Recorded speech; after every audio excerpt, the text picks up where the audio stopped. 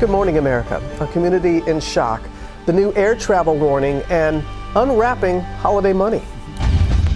Deadly school shooting. New details overnight after a student opened fire at a K-12 school in Wisconsin, killing one student and a teacher and wounding 6 others. Gonna let that soak in for a minute. A second grade student called 911 at 10:57 a.m. to report a shooting at school. Police identifying the shooter as a 15-year-old girl, searching her home and speaking with her parents. And this morning, what investigators found while looking into social media accounts believed to be the shooters. Search for answers in the drone mystery. Thousands of unexplained sightings over at least 7 states. The FBI and Homeland Security now deploying technology as law enforcement warns of a new danger for air travel. Top White House National Security spokesman John Kirby joins us with the latest. Arctic outbreak right before Christmas. The storm on the move, packing heavy rain and snow for millions from the plains to the northeast and a bitter cold blast behind it. Plus, the new Santa Ana wind event in Southern California with 8 days until the holidays. Jay-Z fires back. The music mogul's lawyer blasting the sexual assault allegations against him, claiming there's photographic evidence that proves it could not have happened. Arrested again. The woman accused of stowing away on a flight from New York to Paris, taken into custody after allegedly trying to sneak out of the country again. And show me the holiday money. Show me the money! We're helping you unwrap unclaimed cash, breaking down how you can even cash in on those old unused gift cards. Plus, the emotional reunion up in the air. The pilot honoring his life-saving match. Live in Times Square, this is Good Morning America. Oh, how we love that reunion up in the skies. Good morning. We have a lot to get to on this busy Tuesday morning, including the game changer on junk fees for booking things like, hotel room or concert tickets. Plus 44,000 Christmas tree light controllers have been recalled due to a potential fire risk. We'll also have the latest on the Trump transition. The president-elect's nominee for health secretary, Robert F. Kennedy Jr., is meeting with senators on Capitol Hill trying to win support ahead of a possible confirmation battle over his anti-vaccine views over the years. First, the school shooting in Wisconsin. There have now been 488 mass shootings in the United States this year. 10 years ago, 2014, 272 mass shootings. By 2021, the number peaked at 689. Another student and teacher have now been killed. 6 other people were wounded, 2 with life-threatening injuries. Parents waited hours to be reunited with their children, and overnight, authorities identified the shooter who killed herself. Alex Perez is on the scene at the K-12 school in Madison with the latest on the investigation and a community grieving. Good morning, Alex. Hey, good morning, George. Just a terrifying ordeal for this community. Monday was supposed to mark the start of Spirit Week for this school. Instead, students were running for their lives. Maybe 6 people injured, at least 2 shot. This morning, a community devastated. Authorities in Wisconsin working to figure out what led a 15-year-old student investigators have identified as Natalie Samantha Rupnow to open fire, killing a teacher and a fellow student in a study hall classroom with students from different grades. There have been at least 50 cops. The suspected shooter using a handgun, police say, injuring at least 6 others, dying of a self-inflicted gunshot wound. We heard them, and then some people started crying, and then we just waited till the police came. This is sad. We always heard on the news all over the place, but we didn't think one day that can happen to us here at ALCS.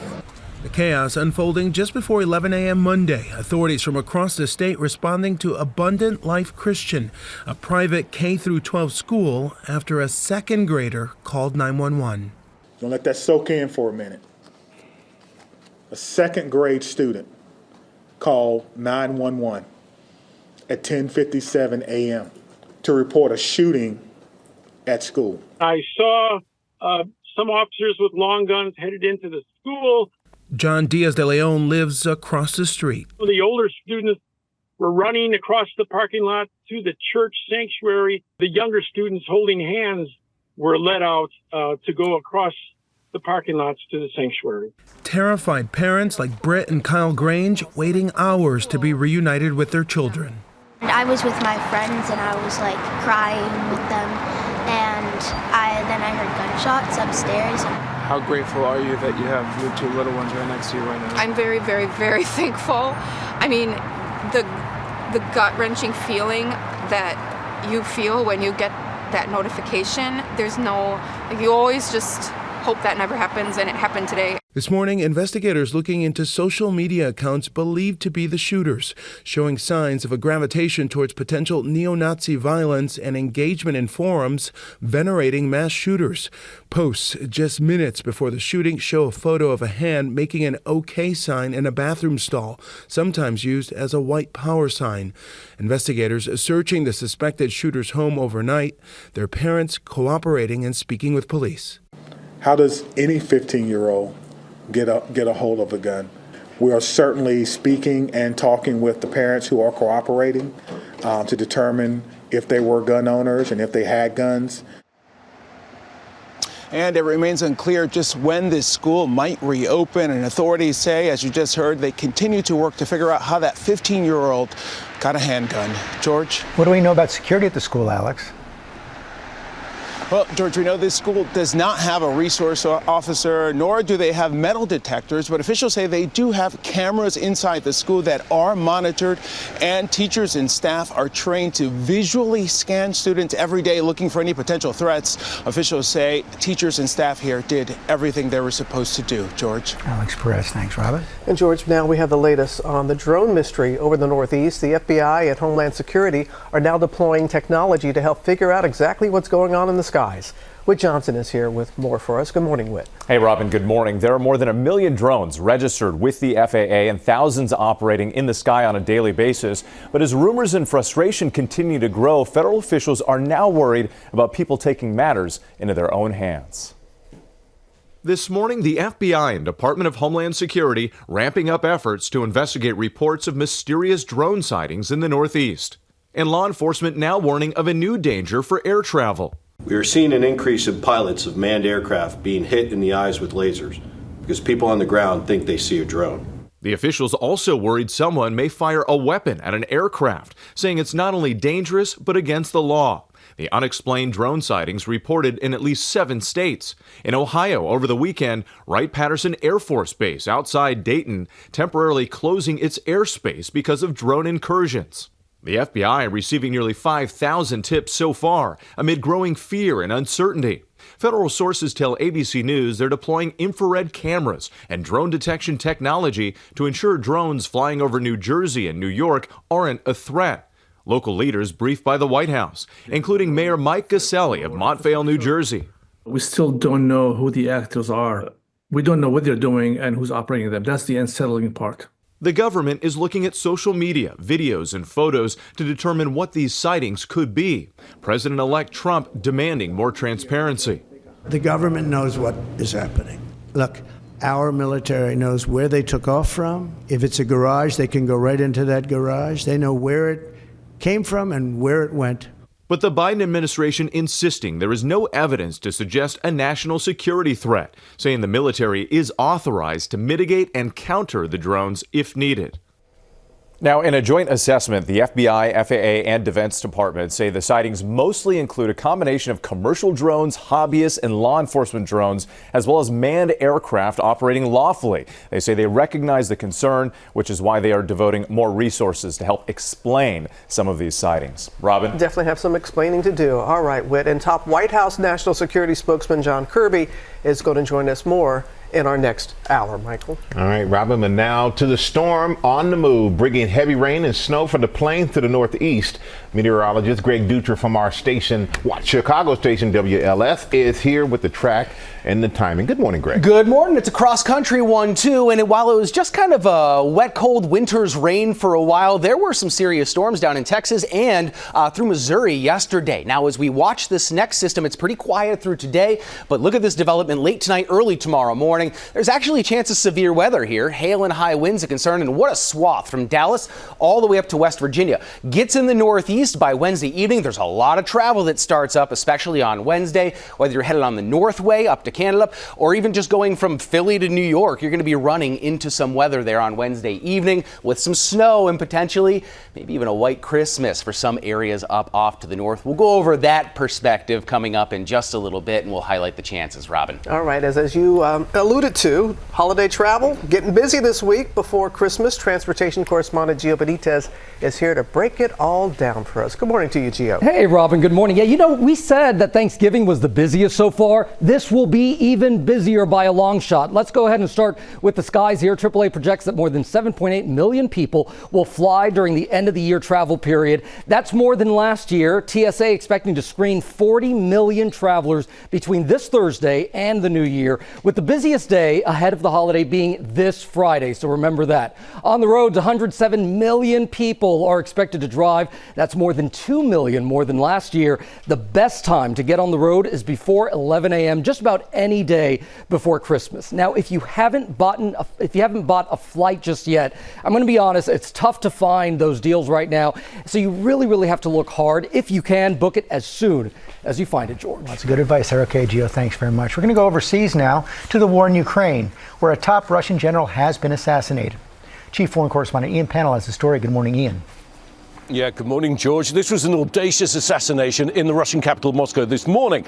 Ukraine security services releasing this video, apparently showing the moment that Lieutenant General Igor Krylov, the man in charge of Russia's chemical, biological and nuclear protection services, was killed by a bomb hidden in a scooter in front of his apartment. His assistant also dead. Sources telling ABC News that Ukraine's security services, the SBU, was behind the attack, saying he was a war criminal, calling him an entirely legitimate target. They found him guilty, though, of giving orders using chemical weapons against Ukrainian troops, warning others that retribution for war crimes is inevitable. Meanwhile, the US confirming North Korean soldiers have been killed fighting alongside Russian forces. Thousands are thought to have joined the battle to help the Kremlin's beleaguered troops in the Kursk region of Russia. And I think with the withdrawal of Russian troops from Syria last week, this assassination and the death of North Korean troops, it's been a bad couple of weeks for Vladimir Putin. Michael? Yeah, that seems to be the case, Ian. Thank you so much for that. And we're going to Washington now. President-elect Trump's nominee for Health Secretary, RFK Jr., is on Capitol Hill meeting with senators as he faces a potential confirmation battle over questions about his stance on vaccines. Our chief White House correspondent, Mary Bruce, is on Capitol Hill. And Mary, overnight, there's news about a case involving the president-elect. Yeah, Michael, good morning. Well, overnight, a new development in the president-elect's hush money case, a New York judge rejecting Trump's bid to toss his conviction. Overnight, a New York judge refusing to throw out Donald Trump's hush money conviction because of the U.S. Supreme Court's recent ruling on presidential immunity. Judge Juan Merchan saying Trump's conduct at issue in the case was personal, related entirely to unofficial conduct, not to his official duties as president. The ruling closing off one key off-ramp as Trump tries to undo his felony conviction before taking office next month. It comes as Trump's controversial cabinet picks continue to make their case on Capitol Hill. Robert F. Kennedy Jr. trying to win over skeptical senators who will be key to his confirmation to lead the Department of Health and Human Services. But Kennedy now forced to defend his positions after spending years spreading false theories about vaccines and their safety, including the polio vaccine, a marvel of modern medicine that has all but eliminated the disease worldwide. He told us he's now all for the polio vaccine. Mr. Kennedy, do you believe in the polio vaccine? What do you say to Americans who are worried you're going to take away their vaccines, Mr. Kennedy? Polio vaccine. You're all for it? But just last year, Kennedy suggested, without evidence, that the polio vaccine could have potentially deadly side effects. If you say to me that the polio vaccine was effective against polio, I'm going to say yes. And if you say to me, did it kill more people? Did it cause more deaths than avert? I would say, I don't know, because we don't have the data on that. And his personal attorney, who has been helping to interview candidates for top health jobs in the Trump administration, previously petitioned the FDA to revoke multiple vaccines, including one for polio. The CDC, however, is clear the polio vaccine does not cause serious health problems, and it has saved an estimated 1.5 million lives. Trump pressed by our Selena Wang on where he stands. President Trump, what about the polio vaccine? Well, I'm a big believer in it, and I think everything should be looked at, but I'm a big believer in the polio vaccine. Trump asked what his message is to parents worried Kennedy's views on vaccines will make their kids less safe. I think he's going to be much less radical than you would think. I think he's got a very open mind, or I wouldn't have put him there. He's going to be very much less radical. But the president-elect is also entertaining some of Kennedy's controversial positions, like discredited claims that vaccines can cause autism. And now he's suggesting schools should not mandate vaccines for children. I don't like mandates. I'm not a big mandate person. Now, Donald Trump is also upping his outreach to business leaders, meeting yesterday with the CEO of TikTok as the company battles that federal ban on its popular app. And today he's expected to meet with the CEO of Netflix and tomorrow with Amazon founder Jeff Bezos. Robin. We will see what happens there. All right, Mary, thank you. We're going to turn now to Monday Night Football. The Vikings with another win and honoring Randy Moss. Will Reeve, good morning to you. Good morning, one and all. The Minnesota Vikings are playoff bound. They had a big game last night. They dominated the Chicago Bears on Monday Night Football, but the night started with a touching tribute to Minnesota Vikings legend Randy Moss, who recently revealed his cancer diagnosis. There's the team carrying his jersey to midfield for the coin toss. And then in the game, star receiver Justin Jefferson honoring Moss first by scoring a touchdown, because Randy Moss did a lot of that. And then he goes to the camera in his swaggy white uniform and said, "We love you, Randy. That's for you." The Vikings now have won 7 in a row. They're tied for the best record in the NFC, and the Bears have dropped 8 straight. And then in the other Monday night game, because we had a twofer last night, the Atlanta Falcons, who've been doing a lot of losing, did a lot of winning last night by intercepting a Hail Mary on the final play of the game. They beat the Raiders. They snapped their 4-game losing streak. Check out former teammates Kirk Cousins and Alex Madison exchanging jerseys and a hug.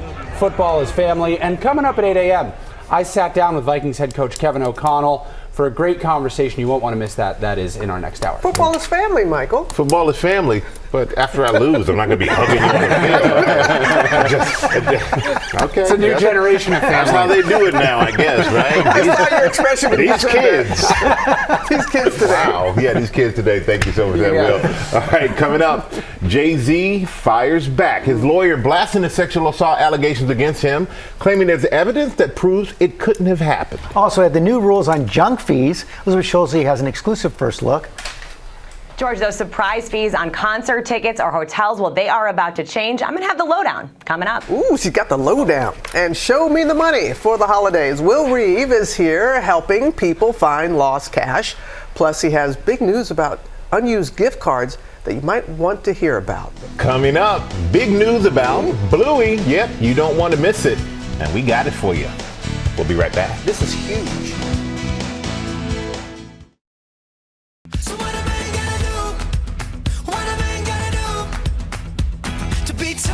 Back here on GMA, and big news from the Jonas Brothers this morning. We know they will be ringing in the new year with the first performance of 2025 on Dick Clark's New Year's Rocket Eve with Ryan Seacrest. The show kicks off on New Year's Eve at 8 p.m. Eastern, right here on ABC and right outside our studio windows. Following a lot of headlines right now, including the latest on the Wisconsin school shooting. Authorities are working to figure out what led a 15-year-old student to open fire with a handgun in a study hall at a classroom at a private K-12 school. A teacher and a fellow student were killed. The shooter shot herself.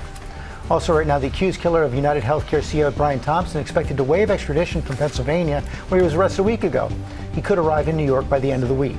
Also, the woman accused of sneaking into a flight from New York to Paris has been arrested again. She's back in custody after authorities say she tried to flee by bus. Sources telling ABC News she cut off her ankle monitor. Well, she was found Monday in Buffalo, New York, where police say she was trying to cross into Canada.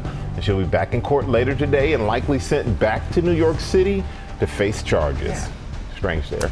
And with 8 days until Christmas, more than 44,000 Christmas tree light controllers have been recalled due to potential fire risks. The decorative remote, which is used to operate tree lights wirelessly, was sold at Cracker Barrel, Target, and Walmart stores online from July to November. Customers should stop using them immediately and return them for a refund. Do not take a chance there. And we got a lot more ahead, including our exclusive first look at junk fees, at a junk fees game changer, and our big Bluey announcement.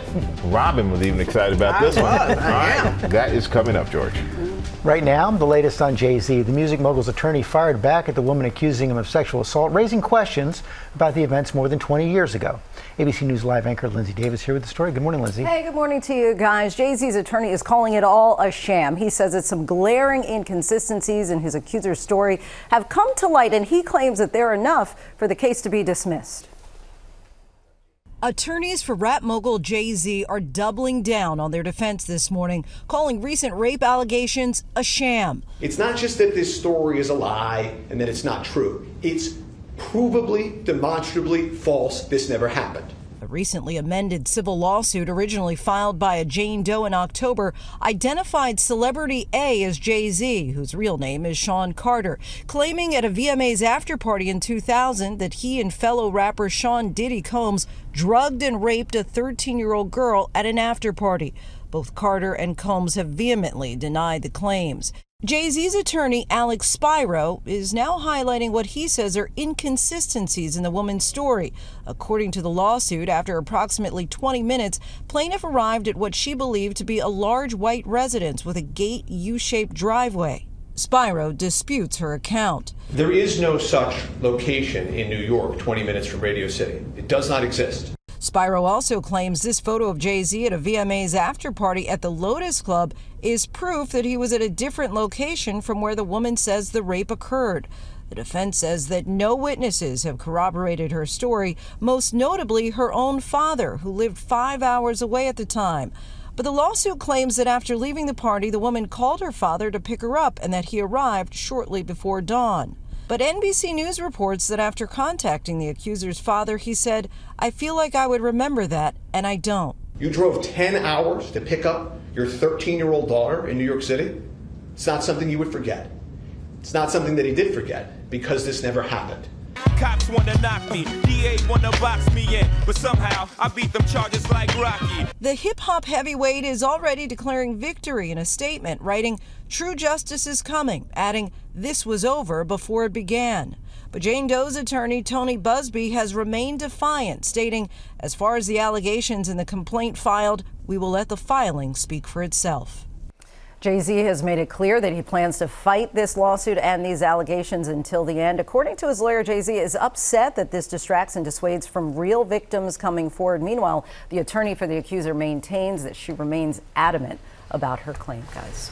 All right, Linsey, thank you for bringing that to us. Appreciate that. And we're going to go now to the change coming when you book a hotel or buy tickets to an online event or an event online. The FTC is finalizing a rule on so-called junk fees. Elizabeth Schulze is in Washington with the details. First on GMA this morning. Good morning, Elizabeth.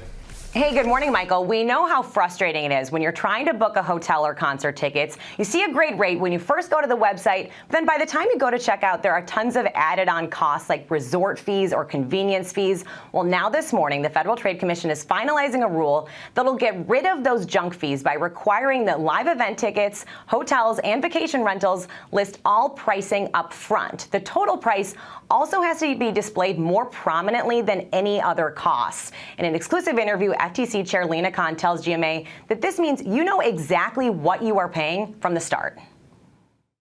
Whatever price you see is the price that you are paying at the end. No more mystery surprise fees at the very end of the process, which really cheat consumers and also punish honest businesses. Now, the Chamber of Commerce has opposed this change, calling it nothing more than an attempt to micromanage businesses' pricing structures. But the FTC chair tells us that she is confident that this would withstand challenges in court. This rule officially takes effect next year. In big picture, it could save consumers 53 million hours per year of wasted time that's spent searching for the total price you're paying.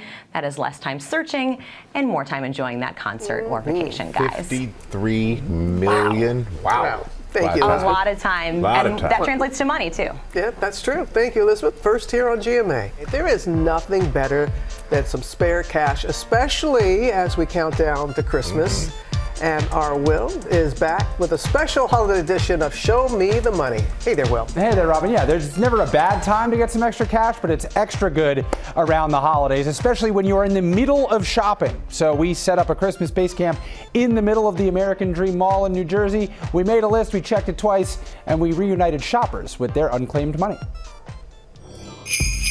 You can hear the sleigh bells jingling and the money ring-ting-tingling. Show me the money! Show me the money! We're not at the North Pole. We're just outside New York City at the American Dream Mall.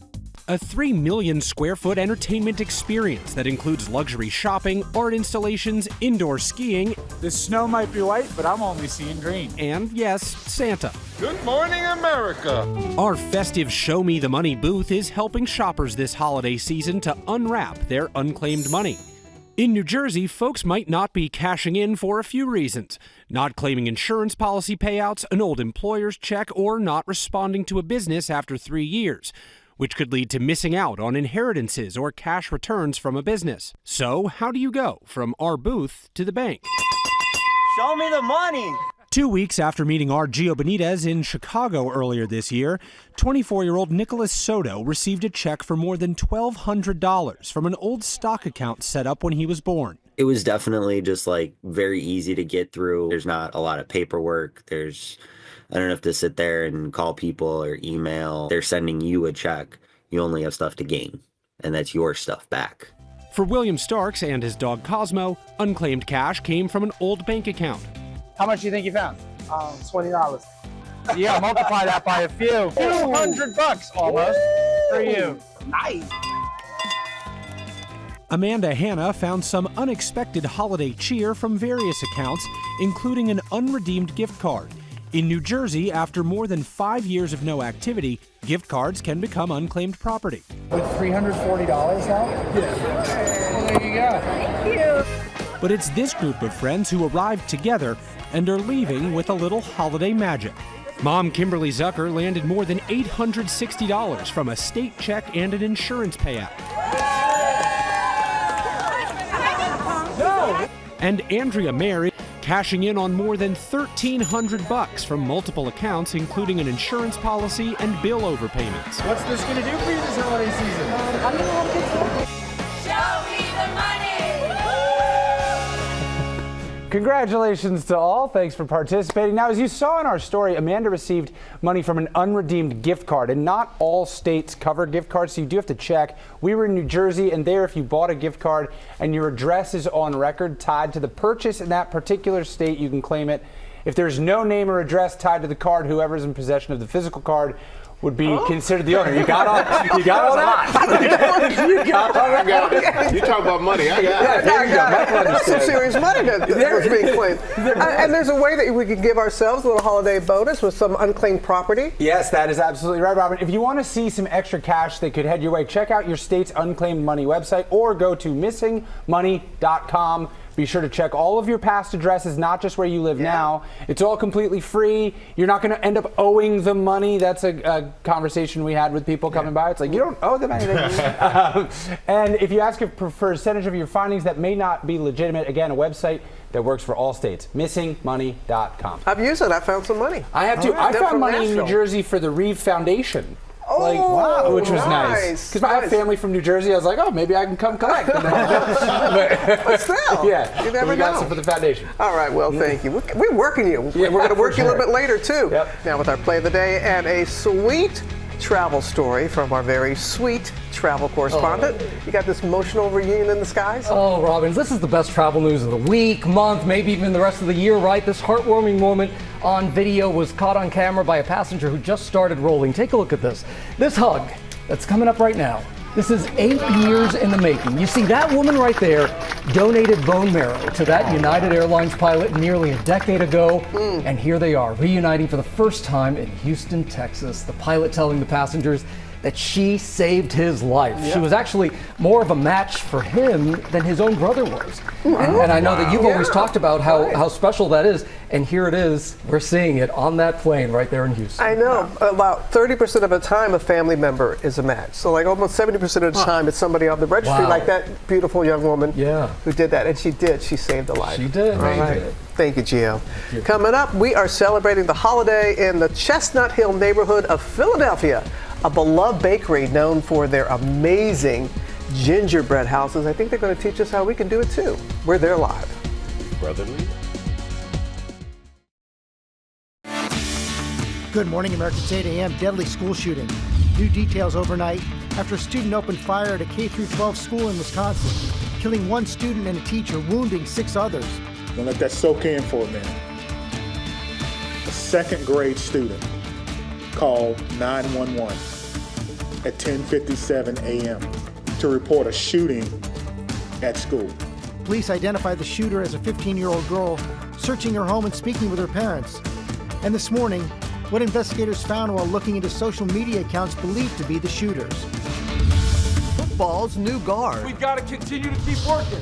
We got to continue to keep grinding. Vikings head coach Kevin O'Connell, one of the youngest in the league, on his viral post-game speeches, balancing the NFL and fatherhood, and what the former quarterback thinks about his former coach, Bill Belichick, going back to college. We ready, Muffin, but just our drive.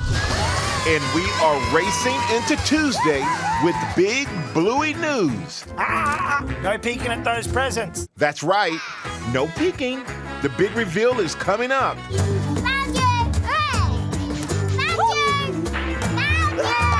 We can't wait to find out, only on GMA, as we say, and Good Morning America.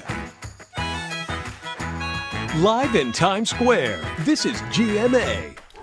Good Morning America. We're going to learn about that later this morning. Yes. Good morning, everybody.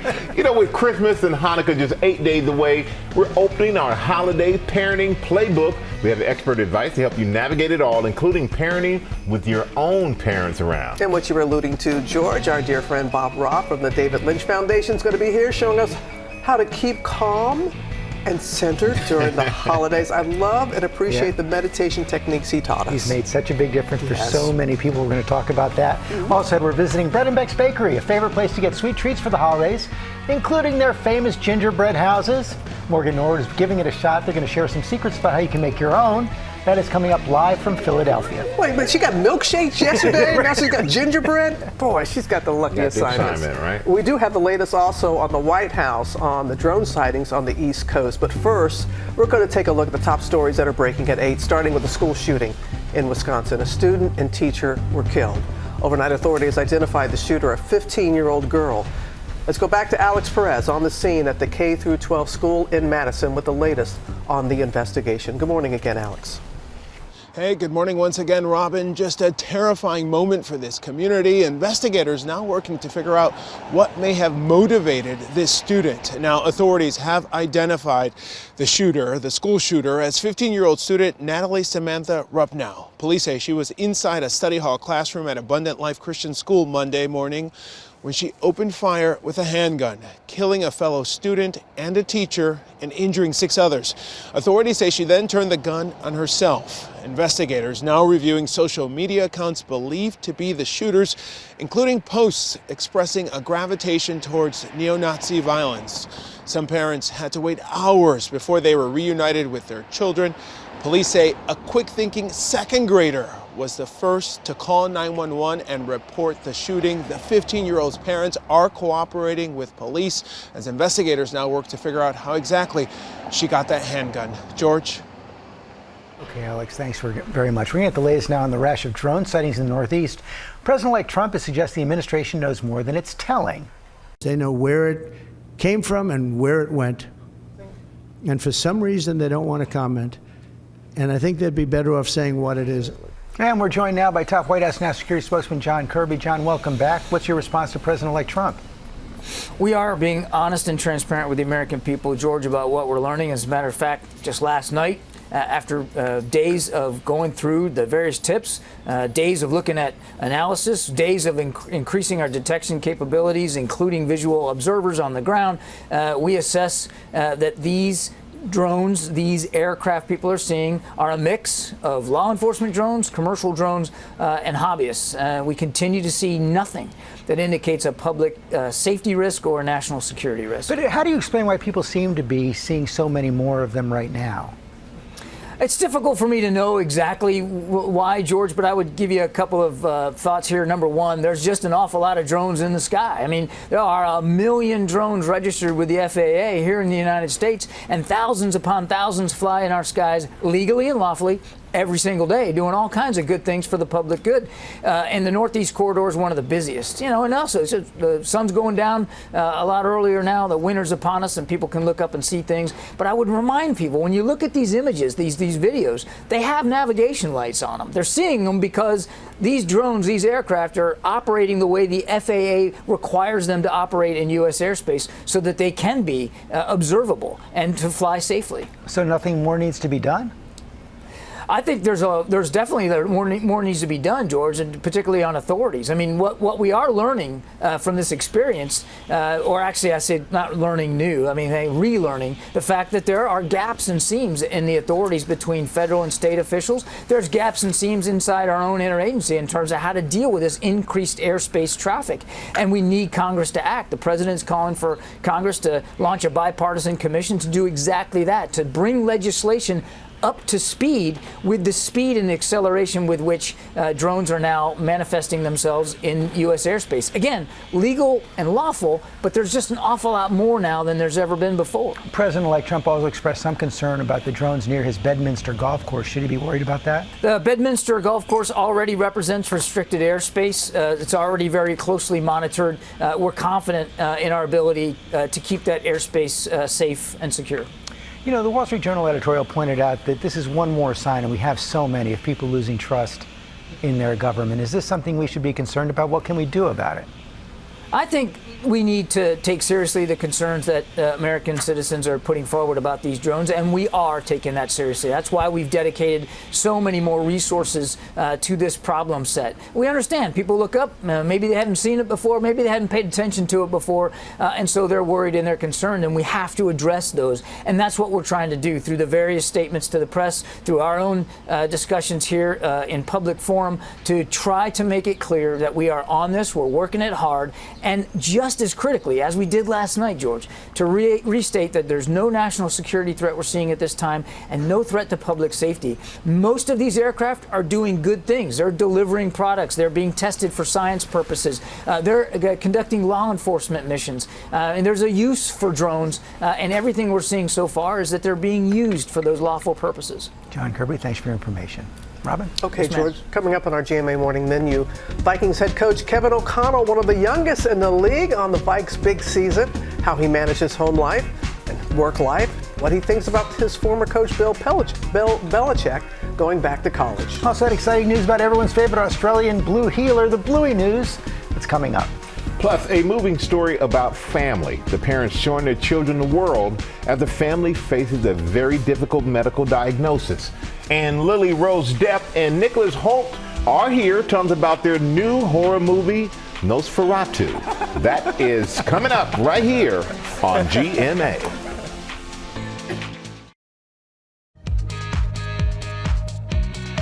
Beautiful Tuesday morning here in Times Square, and we're back with our GMA cover story and an NFL head coach making headlines for all the right reasons. Kevin O'Connell is one of the league's youngest coaches and has led the Minnesota Vikings to an impressive season so far. We'll talk with him to find out what all the buzz is about. Good morning again, Will. Hey there, Robin. With a dominant win last night, the Minnesota Vikings are now 12-2 this season, and they're surprising everyone except for themselves. And their coach, Kevin O'Connell, has the team ready to play. He leads with authenticity and an emphasis on family, and his post-game speeches have inspired more than just those in his locker room.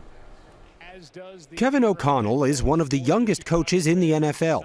Hired at just 36, he's known as an offensive guru. I love being around these players, and they certainly keep me young, even though sometimes I don't feel 39. This job can do that to you at times. Play action from Darnold, end zone, touchdown Jefferson. He spent 5 seasons bouncing around the NFL as a backup quarterback. His experiences helping him work with new Vikings QB Sam Darnold, who hadn't lived up to lofty expectations until he landed in Minnesota. My challenge to him has been forgetting a lot of the things from your past that maybe didn't go your way, but I'm really proud of Sam. We've got to continue to keep working. We got to continue to keep grinding. When O'Connell's on the job, he's locked in and has become known for his rousing and viral post-game locker room speeches. Everybody thinks that he must rehearse those things or think about what he's going to say long before. That could not be more further from the truth. The emotion of the moment might drive me to use a word or two I probably shouldn't. Maybe I'm getting better at it. It's been nice to have a few more reps at it this year than last. When we recently beat the Atlanta Falcons, as I kind of finished up, I kind of felt like, maybe they expected a little more. Did I not deliver in that moment? And it was the first time ever I couldn't wait to watch it back to critique myself. Always a coach watching tape, getting better. You were drafted by the Patriots, played a year there under Coach Bill Belichick, now headed to the college ranks. What do you make of UNC for Bill Belichick? Very few people have had the type of impact that Coach Belichick has had on me. Not surprised that he's taken on a new challenge. Wouldn't be surprised if this time next year we're talking about him building something really, really special in Chapel Hill.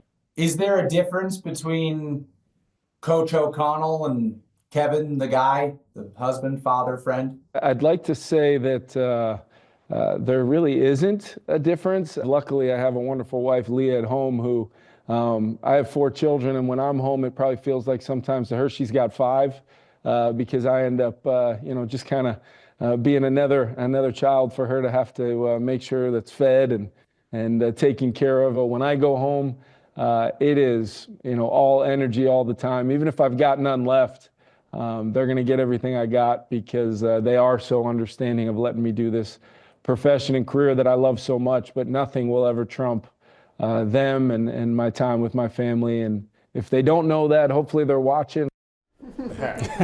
And we showed you earlier this morning the Vikings honoring Randy Moss, the legendary wide receiver who has been diagnosed with cancer. Kevin O'Connell was teammates with Randy Moss his rookie year in New England. They had lockers next to each other, and he said that Randy, as great of a player, an even better person, and all of the Minnesota Vikings world is rooting for him and sending his best. Yeah, I think Randy is a great guy and had a chance to work with him at Fox. We love Randy. Yeah. Everybody does. All right, thank you so much for that, Will. And we're going to go now to our parenting playbook for the holidays and how to keep the peace in your rules when you're surrounded by family who may have different ways of doing things. Everybody's giggling. Rebecca Jarvis is here with some different ways. We got the expert. You got some expert tips. Rebecca, what you got? Good morning. Yes, good morning, Michael. I love that diplomatic way of putting it. Different ways of doing things. The holidays are meaningful. They're special. They're joyful. But they can also be stressful. We get it. So we're answering some of the big parenting questions now so you can focus on fun at your family get-together. It's the most wonderful time of the year, but the holidays can also be a balancing act for families. Expectation setting is step one in having a holiday that's going to actually feel good to you. We asked Dr. Becky Kennedy, a clinical psychologist and founder of Good Inside, your biggest holiday parenting questions. How do you manage rules? Because your family has one set of rules and other families have a completely different set. Let's say you're a family where my kids watch no TV after a certain time, and then your kids are with their cousins who are all watching a movie late at night. And you're like, if I change this rule today, it doesn't mean, that rule is gone forever. I give myself permission to shift things, to make things work over the holiday. Our viewer, Mom Roxanne, wants to know how to handle unwanted input from family. I was curious how I should respond to extended family members when they don't agree with my parenting approach. You are not alone in this dilemma. One of my favorite lines is actually to diffuse it by saying something like, "You're right. We're doing things with Bobby that are different than what you would do. It's okay that we don't agree." Mom Tiffany is worried about too many gifts from the grandparents. There's no room in my apartment for all the gifts. I both am grateful. I'm also worrying about how this is creating a spoiled child. Your parents giving your kid boatloads of gifts is not going to turn your kid into an entitled monster. Your child is parented by you 365 days of the year. Their development, that happens over such kind of longer amounts of time than the holiday week. And Mom Gabby is seeking advice on teaching gratitude. Can you help us with some pointers on talking with our kids about being gracious for gifts? I have a 5-year-old, and so she is responsive in the immediate sense to whatever is in front of her. It can be difficult. We have to start with When you want something and you get something different, that's just a hard human experience. You can like get a box. I've done this with my kids and I put like a rock in it. It's a little bit of a dry run. And I like gave it to my daughter after we did this and she opened it and she goes, oh, thanks so much for thinking of me. We can't expect ourselves to use a skill when we need it if we haven't practiced that skill.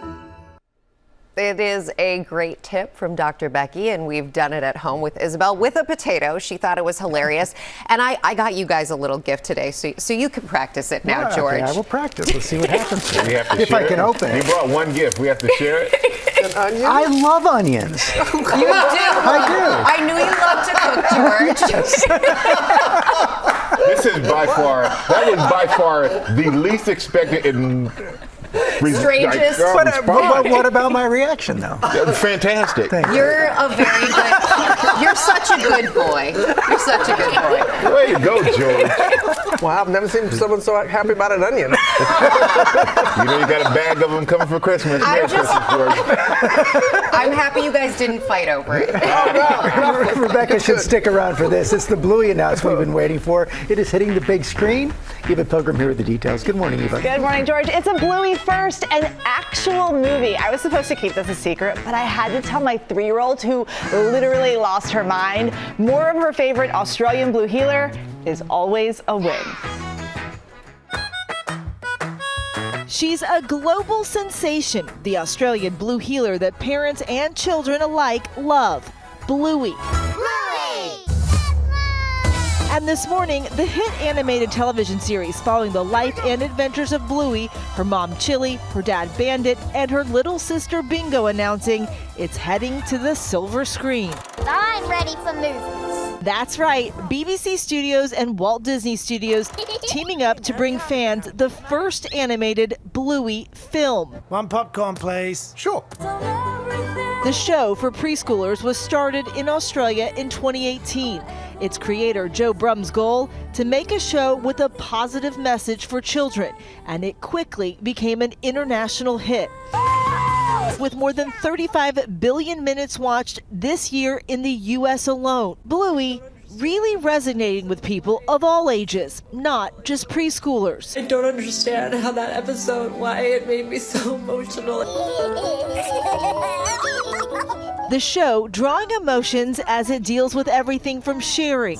Bluey, if you don't take turns with people, people won't take turns with you. To moving. When I hear you calling, like you were always there. To bedtime.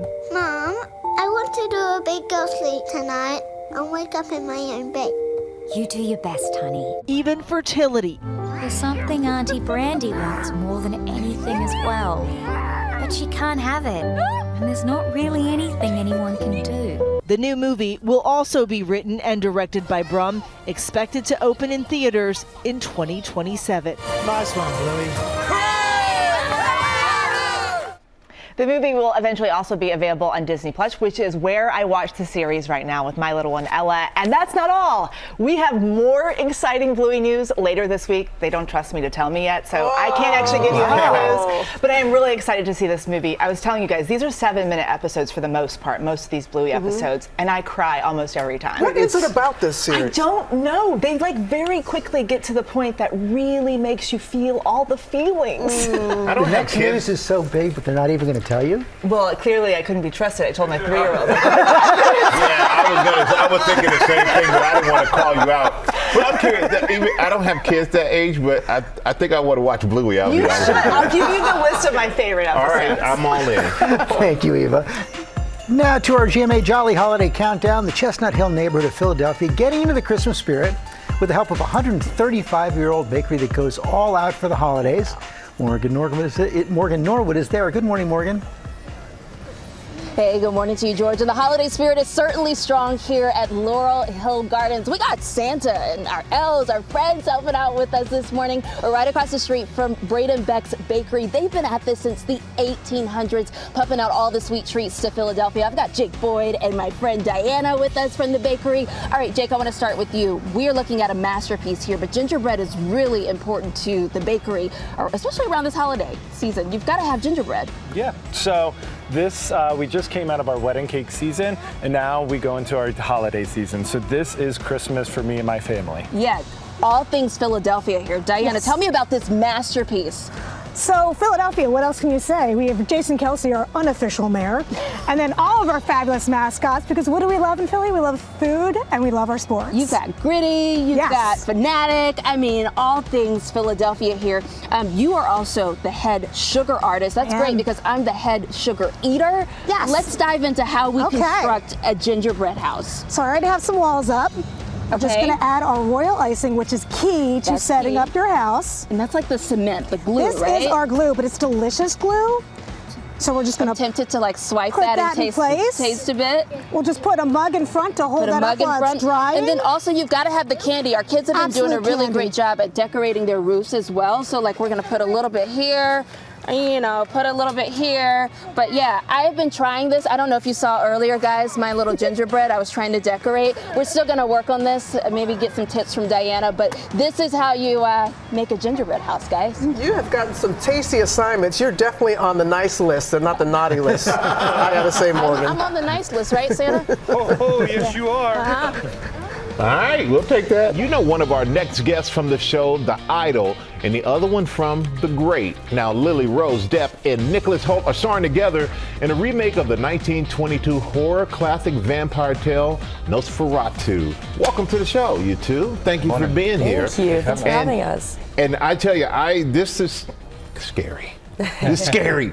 And Lily Rose, I want to know, what has set this version apart from the others? I think one of the main things that really makes it feel like a news story almost is just how central my character Ellen is to the story, and the fact that she really kind of becomes the central protagonist, and we really get to see the story through her eyes in a way that I feel like is very different from all the other tellings of this tale, and makes it feel really kind of singular in its vision. And I know Nicholas's movie comes out Christmas Day. Yes. You said it has some elements of a holiday movie. It's festive fun for the whole family, it really is. There's a Christmas tree in a scene. Yeah.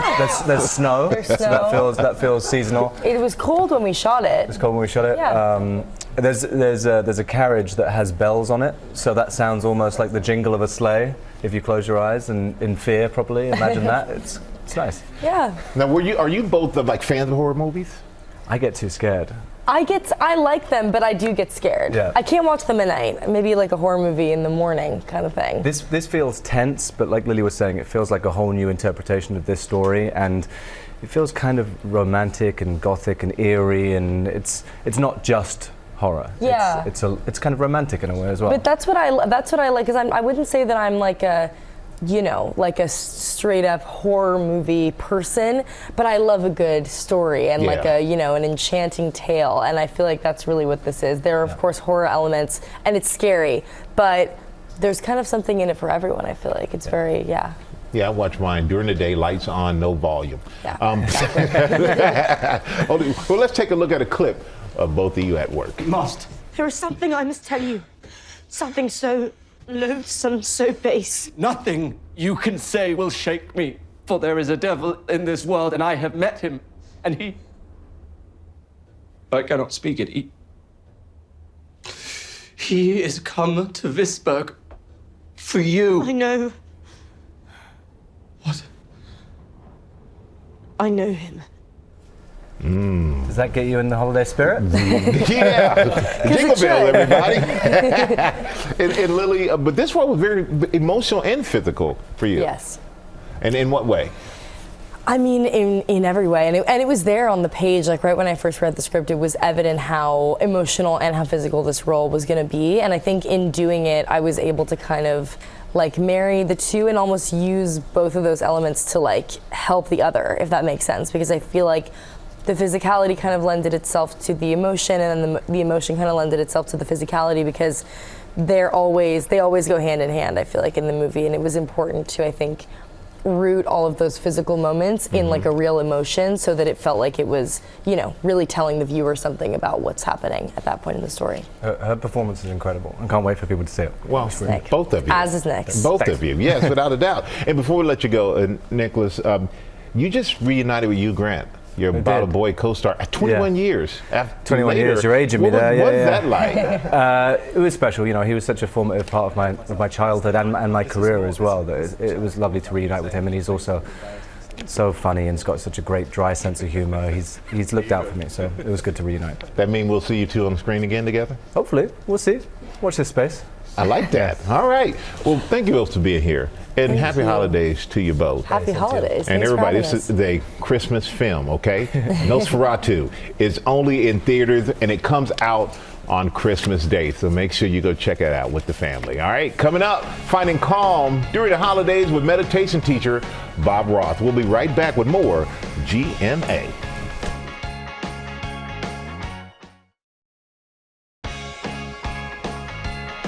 We are back now, ready to keep calm and carry on during the holidays through meditation. Bob Roth, who has been a certified TM teacher for over 5 decades, is the best-selling author of Strengths of Stillness, The Power of Transcendental Meditation, and he joins us now to help us out. So good to see us. You know how we feel about you. You are the gifts that keeps on giving. Absolutely, no this question. Man right here. Meditation is the go ahead. No, but I remember one morning it was particularly chaotic, and I was like on my heels. I looked to my right, and George is just as calm as he can be. And then after the show, I said, "How do you do it?" And you said, "Bob Roth, meditation." Transcendental and meditation, it really does absolutely. So tell us what meditation means to you and why it's so important this particular time of the year. Whoa. I think this particular time of the year, as we were saying before, jolly holidays, and this is supposed to be a happy time. It's incredibly stressful for people. It's a difficult time. There's so many conflicting emotions and demands.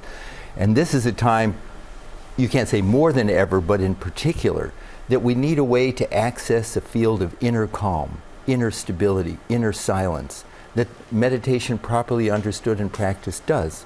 The mind is very active, like surface of an ocean, noisy, choppy like that. But the ocean has a silent depth, and the mind is the same way. Our mind is busy and gotta, and pressure and all that. And yet, deep within, right now for everyone, is a level where the mind is already settled and peaceful and calm. And when we access that through transcendental meditation, like you guys practice, then it creates a whole constellation of health benefits that are ideal for this holiday season. We had your expert in caring guidance, so how do people get started? Well, I mean, you can go online. I think what you want to do is you want to find, when you research it, you want to be sure, because there's a lot of talk about meditation. Is it evidence-based? Is there research to show that it works? Can you learn it from a certified from a teacher? I think there's a trend now away from just all apps to, oh, I'd like to have a teacher who can sort of guide me. It should be enjoyable. And it shouldn't be a philosophy or a religion. It shouldn't be a shtick. And so go online, you know, you can look up transcendental meditation, do your research, but start, do something. What do you say to folks who say, Bob, I mean, this all sounds very good, but I'm too busy, and I know you hear this a lot. I have too many thoughts. I can't calm the thoughts that are racing through my mind. Well, people say they're too busy, and I think I'm a type A personality, and I got like a million thoughts. And the nice thing about this meditation is that thoughts are not an obstacle. Some people have tried meditations where you're supposed to clear your mind of thoughts, difficult and frustrating. In TM, at least, it's an effortless process. And as far as not having enough time, I like to say that there's 1,440 minutes in a day. And if we don't have a few minutes to set aside for dealing with our health from the neck up, so much of what we do, diet, exercise, the neck down, meditation is the neck up, then we may have to reprioritize, because the stress is not getting any less. No, it's not. It's really not. How's it impacted your life, George? Well, to answer that question you just asked Bob, I find that it adds time to my day. Meditating for 40 minutes a day actually helps with sleep, so you're more rested. It helps reduce stress so you can be more productive when you're not meditating. It also just creates, for me at least, kind of a cushion from the world. It helps you think and before you react to things. Exactly. And how about you? Well, yeah, it's calming and energizing all at the same time, which is the strangest thing. But I remember when I was first going to you, and when you first do it, it was like, oh, this is great. I was going really deep and seeing colors, and I'm like, this is wonderful. And then when I went back, I never saw colors. I do too. Yeah, I do. And when I went back on my own, I wasn't feeling that kind of depth. And you said something that has stayed with me that I have used in other areas of my life. You said, think of meditation as a big pool of water. There's a deep end and there's a shallow end. As long as you meditate, you still got wet. Doesn't matter if you're the deep end or the shallow end. And it just helped me realize we're always looking for the deep. Makes a difference, yeah. It does make a difference. And the real purpose of meditation is not as an end in itself. The purpose of meditation is so that we can come back with our family and friends and our work and be more resilient and be more flexible and be sort of more settled inside and have more creativity and energy and focus. This doesn't make us passive. This allows us to go out and do the things we really want to do and not get stressed out doing them. You have an important initiative, Meditate America. Tell people about it. Well, over the last many years, we've been teaching transcendental meditation in particular to frontline Americans, to doctors and nurses in over 100 hospitals, to firefighters, police officers, to veterans and active duty military. And it's working in those 100 hospitals. We thought, why not bring it everywhere? So Meditate America is an initiative to partner with insurance companies, to partner with employee assistance programs, philanthropists, to bring this and get it into the healthcare system. And I'd like to say one last thing, and that is Friday, December 20th, is World Meditation Day at the UN. Right. And Dr. Tony Nader, who's a top neuroscientist and medical doctor, will be addressing there and launching a global healthcare initiative, public health initiative, to get meditation in all the healthcare systems all over the world. That will change the world. It's going to make a huge difference. And there's data that proves there's science behind hundreds this. of research studies. Yeah. Everything I'm talking about is data funded by and research funded by the National Institutes of Health, the Department of Defense. Top universities have conducted the research. So we're beyond the point of testing. I think now's the time to let's implement it, and let's in that way change the world, change our world. Yeah, we will. Thank you, Bob.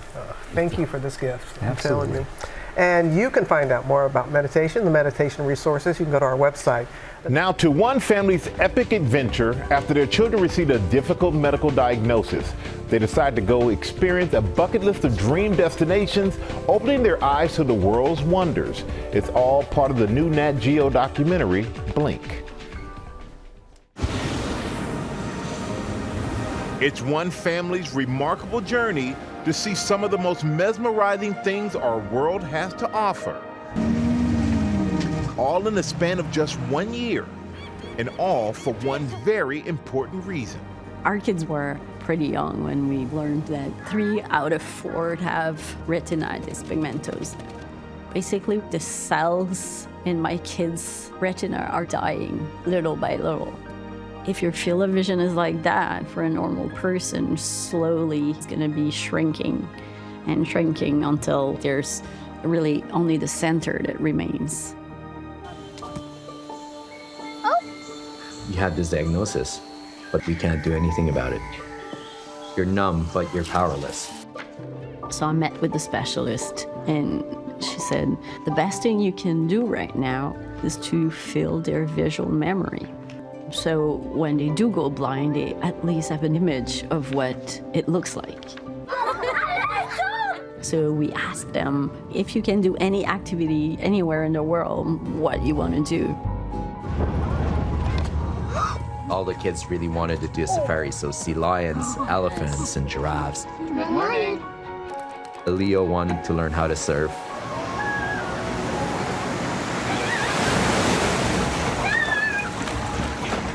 Laurent, at some point, said, I want to drink juice on a camel. Like, really? Why? Watch a desert sunset, see a sunrise on a mountain. To watch them grow and discover the world. It was an amazing gift. The gift is we get to watch that family. All right, the Nat Geo documentary Blink is now streaming on Disney Plus and Hulu. And coming up, one organization's mission to provide homes and community to those in need. We'll be right back.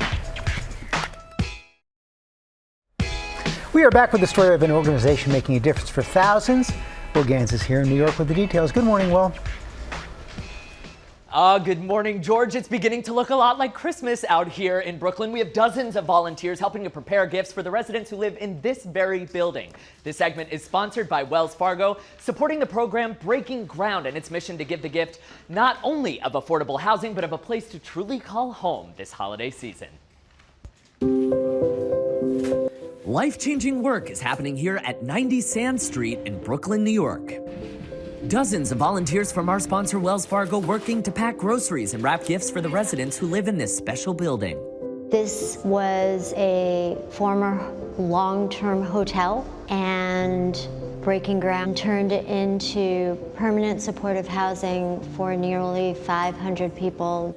Brenda Rosen is the president and CEO of Breaking Ground, an organization working to combat housing insecurity.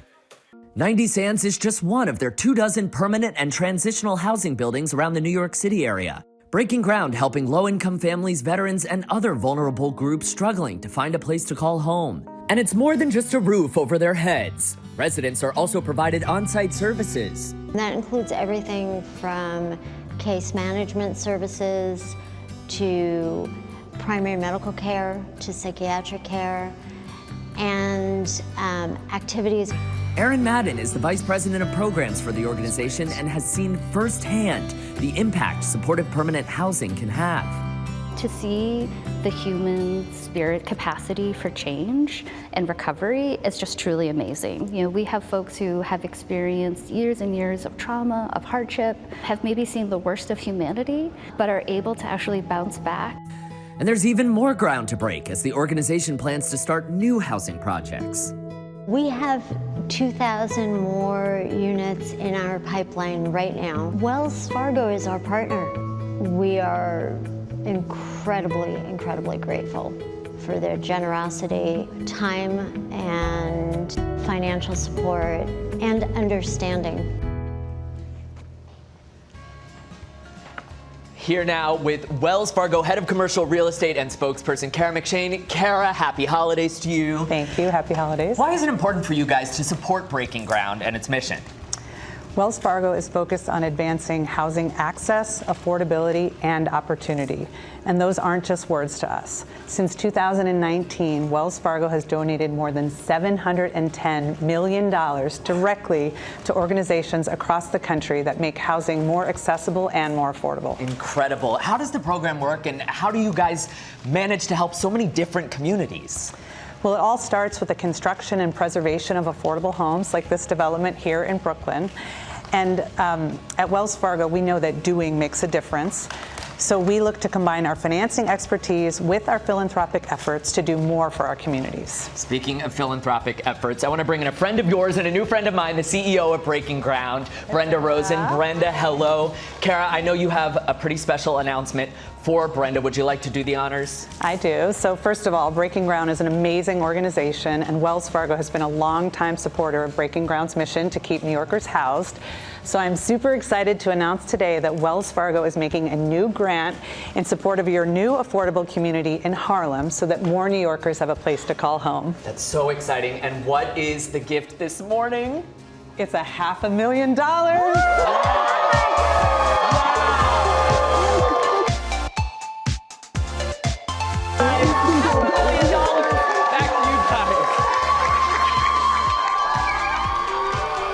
Boy, that is a big gift. We are so happy for that. That was a great way to start the week with Billy Eichner yesterday. Mufasa Week. Have a great day, everybody. Bye. See you guys.